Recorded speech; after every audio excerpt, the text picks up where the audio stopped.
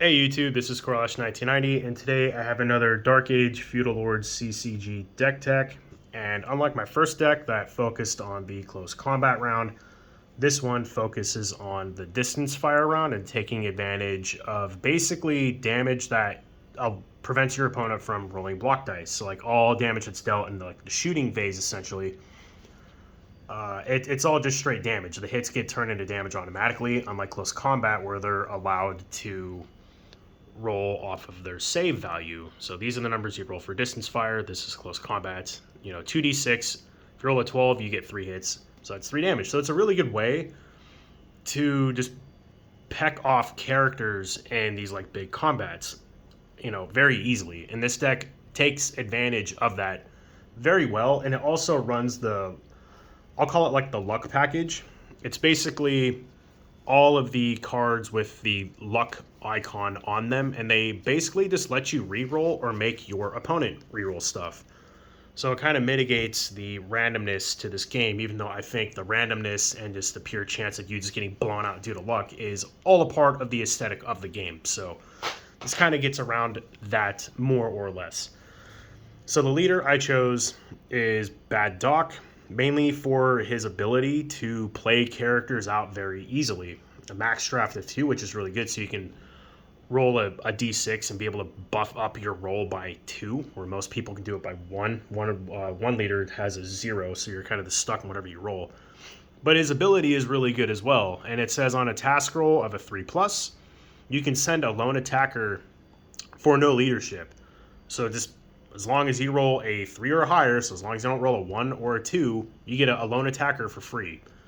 So it lets you use your leadership for other things a little more efficiently. If you fail the roll, which, 1/3 of the time you're going to, you send it as normal, just random determination. So, that would succeed, but this would be like a 3 minus control of 7, so you need to pay 4 leadership to send in like St. Mark for free. So anyway, that is the leader I am using for this deck. The locations, again, don't really matter. These are more for what you are playing against because they do things to the combat when your opponent is attacking them. So like skills have no effects, weapons have no effects, and then all instances played are, during that combat are 1 less. So these don't really matter. Kind of cater them to what you're playing against. And just like my other deck, I am using another artifact card. I have 3 of them, so all 3 of my decks have an artifact card in them. I want to get a 4th one to make a 4th deck, just so I have 2 sets of 2. So I'm a little OCD like that. Anyway, this is Organizer Bot, and essentially raises your minimum hand size by 1. So we go from a 3 to a 4.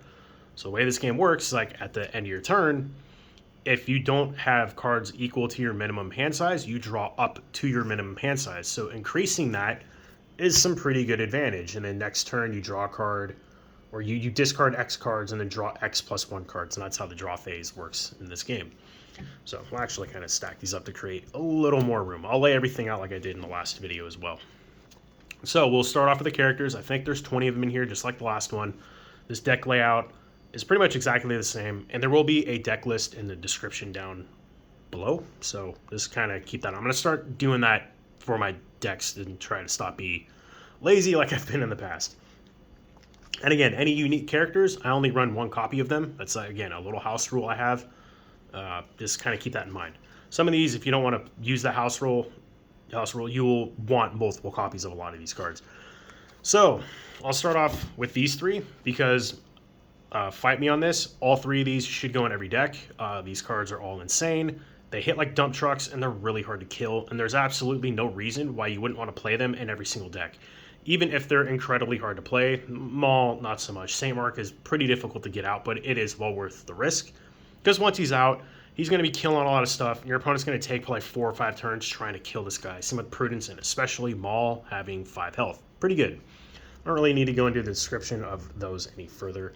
These are kind of just like mainstays for this game. And if you're playing a faction-based game, yeah, they're all War Knights, so War Knights will probably be the best faction to play if you're doing just faction-specific playing, which I do not play like that. Some of my decks I built in the past were, but I think I am past that learning curve for this game. So, for characters now that are synergistic with the theme we have, start with Shade. I think Shade is the best shooter in this game. with the 5, 8, 10, 12 damage spread. A control of 5 isn't too bad, and 2 health is all right.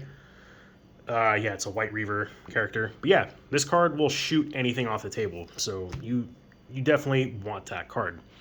Brass is another really good shooter. He has 1 less hit on his hit string, little less control, more life, but his ability is pretty dang good. And in your combat pool, in the combat pool that he's in, your opponents are harder to shoot your stuff. It reduces them by 1. So he shoots everything while it makes it harder for your opponent to shoot things. Goodman is another just very good character in this game that could arguably go into any deck as well. This good damage string, 3 health, 4 control, not too bad. Can have a lot of skills and weapons and such. But you must pay 1 supply to add Goodman to a combat pool without a witness in it, in addition to any leadership you would normally have to pay. So if he's attacking with multiple things, he himself is a witness. But like, if you're in a big combat pool that doesn't have any other witnesses, you have to pay 1 supply to. You're kind of like paying him. He's like a mercenary. Play Fiend. Fiend in the distance fire round gets a 7 added, and it's also +1 to hit, +1 to hit in melee, +1 to save versus like the War Knights and White Reaver people. That doesn't really matter. We're playing him for the, or no, +7 to the save. We're playing him for the extra save because he has a pretty good shoot stat. A lot of people don't really have multiple shoot stats in there, plus an additional save. This guy's a little more tanky than he kind of gives off. We have venousa. I think I'm saying that name right. I don't really know. Yeah, no skills or weapons, low control, 2 health, really good in melee, not good at shooting at all. But her ability is if you manage to hit something in defense, you make them take the wound as normal, and they're -3 to their melee hits and saves for this combat. So that's worth running the risk. Again, I don't really know how like absolutely great this card is because it's really hard to increase the shooting stat, but if you can randomly get that off, it's really good. And then now for the cards that we have 4 copies of. We have 4 Acolyte, decent stats, good melee, and Acolyte's close combat hit a 10 is unblockable.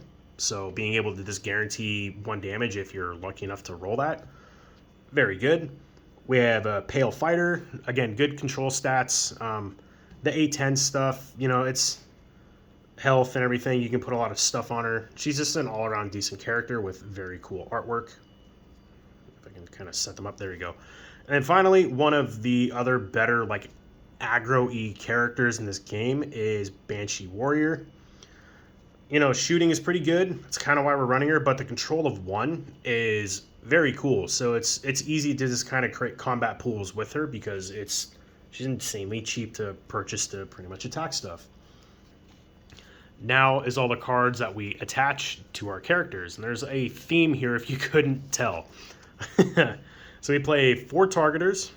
What targeter does is it adds a 7 to the combat string for shooting as a lone attacker. So most of this stuff, I think all of it does not have a 7 in their shooting, so it gives an additional hit. So other characters can potentially do upwards of 5 damage in distance fire, which kills pretty much anything. We also run 4 copies of enhanced optics, basically for locations that say fight can't happen or misses or whatever. Yeah, that says no. And then for our skill, we're running foresight. We also run the luck engine or luck package in this deck. There's a lot of cards that have this little 4-leaf clover symbol. Those are luck cards. What those do is they either make you re-roll things or your opponent re-roll things. So it mitigates the randomness to this game that, honestly, I think the game is kind of based on. Like, this game wants games, and I'm saying game a lot, it wants it to be really swingy. It doesn't want you to overthink and overplan things. It kind of just wants you to, the roll of the dice. And those cards mitigate that quite a bit. This skill makes any luck card that the character plays, like an instant, they're all instants, by the way, that makes it cost 1 less leadership. So makes it more affordable, which is pretty good because we want our leadership to be sending these out as attackers and such if we fail our, ability. Next is all the instances. I'll leave those off for the last. They are literally the same 4 cards from last video, but I'll say them anyway. And again, I'll say it once, I'll say it again. inspiration, every deck needs to run 4 copies of this card. When you roll your random resources, which at the start of your turn you have the chance to roll both of them, if your leadership is ever a 1, which is really, really bad, it immediately changes your leadership to a 4 and then gives you 1 more supply. It costs 0 to play. Every single deck needs 4 of these. I don't care what it is, you run 4 of those. You don't want to get a turn where you're just like, oh, I time walked myself because I have no resources to play anything or do anything or attack with anything. Run 4 inspiration. That's kind of just the end of that one. Next, I have 4 terrifying scream. It makes it harder for your opponents to shoot you in the shooting phase. So again, fits the theme very well. The rest of the cards are all of the luck cards, and I'm playing almost all of them, if not all of them. There might be 1 that I'm missing. And I play 4 copies of all of them because, again, I'm a little OCD and I need to run either max or min of stuff, of like min of uniques or max of the non-uniques. So we start with luck.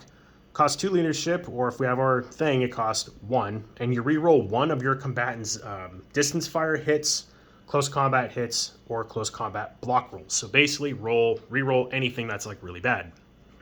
We run 4 bad luck. Cost 1 leadership to play.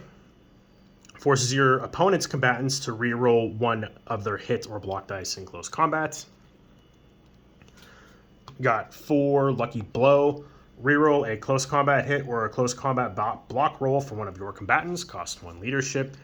And then finally, we are running 4 lucky shot, which is reroll 1 of your combatants' distance fire hit rolls. And again, cost 1 leadership.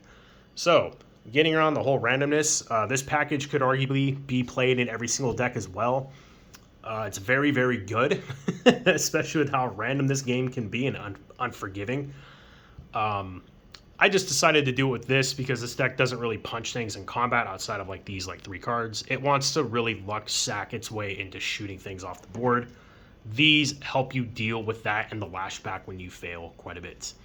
So now, running 4 victory cards. Again, I don't really like victory cards, but I want these decks to kind of, show everything that this game is capable of doing. I have 2 that trigger on attack, which you can tell by the A if my camera would focus, which it is not focusing close up. Keep focusing on that dude's face. It thinks it's like a person. But yeah, so these 2, it's a rumble time and get the goodies. Same as the other deck. You gain VP for every character you kill when you attack. Get the goodies is when you sack a location with the supply card, they lose 1. If the sack location is an artifact card, like one of these right here, that's so funny. He keeps focusing on that guy's face. You get 3 VP and they still lose. Or no, you get an additional VP and they lose 1 VP. And then the 2 that are played on defense, which you can tell by the D right there, wipeout, in your face ace. In your face ace is insanely good. Arguably a little too good. Probably, want some fair games. Don't play this, but then again, this game isn't based on fairness. That's kind of the whole point, and the rulebook explains that to a T. Wipeout, you gain a VP for killing people in defense. In your face ace, you get 3 VP if the person you killed in combat is the highest control combatant that they have, and you don't roll your control VP die when you kill characters like you normally do, which is whenever you kill a character, you roll a D6. If the roll is less than their control value, you gain a VP. So that a 1 is like what you want to see there. So anyway, that is my deck tech for my bad doc shoot 'em up kind of a style deck. I'll have a clever name in the video title, as I always do. Try and make it thematic to this game as best as possible. Yeah, this deck is very good. It's pretty consistent, as far as consistency is concerned with this game.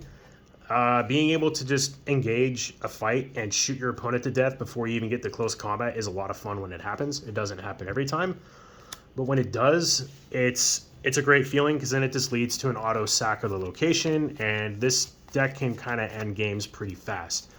Though it does somewhat fall apart in close combat. So my other deck that I posted of this one, if this doesn't shoot the people off the table, this will undoubtedly beat all of these people into the dirt without even breaking a sweat. So, yeah, that's the deck tech. Thank you all for watching. Please make sure to like, comment, and subscribe. Again, I appreciate all of you, and I hope you're all enjoying the Dark Age stuff that I have going on. I'm going to try and get a booster box of this game and open it on the camera.